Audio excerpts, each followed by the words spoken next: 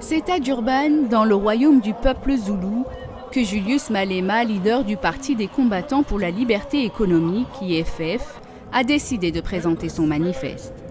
Car c'est ici qu'ont eu lieu les pires troubles de l'Afrique du Sud post-apartheid en 2021.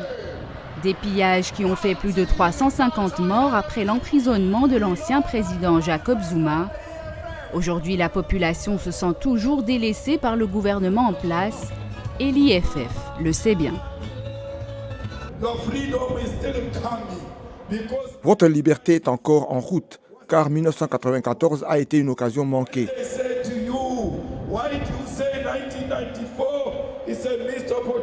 Quand on vous demande pourquoi vous dites que 1994 est une occasion manquée, vous devez répondre: qu'est-ce que la liberté sans eau? Qu'est-ce que la liberté sans maison? Qu'est-ce que la liberté sans toilette?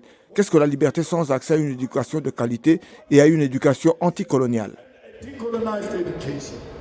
En devançant l'ANC et en venant présenter son programme électoral dans cette province historiquement affiliée au parti de Nelson Mandela, l'IFF entend grignoter des voix au parti au pouvoir avec un discours toujours plus radical et révolutionnaire.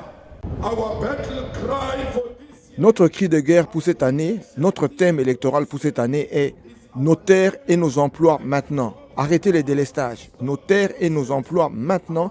Arrêtez les délestages.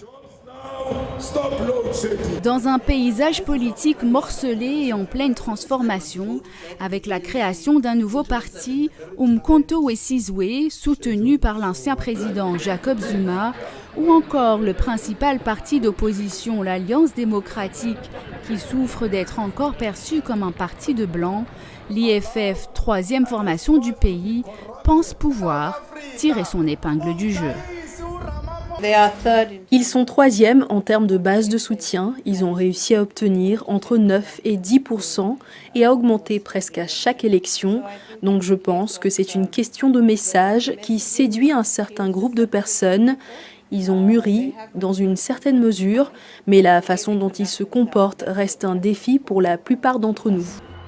L'élection de cette année est largement considérée comme la plus compétitive pour l'ANC depuis son arrivée au pouvoir il y a près de 30 ans. Selon les sondages, le parti pourrait passer sous la barre des 50%, ce qui laisserait entrevoir la possibilité d'un gouvernement de coalition. Asma Botmi-Clark pour VOA Afrique, Durban.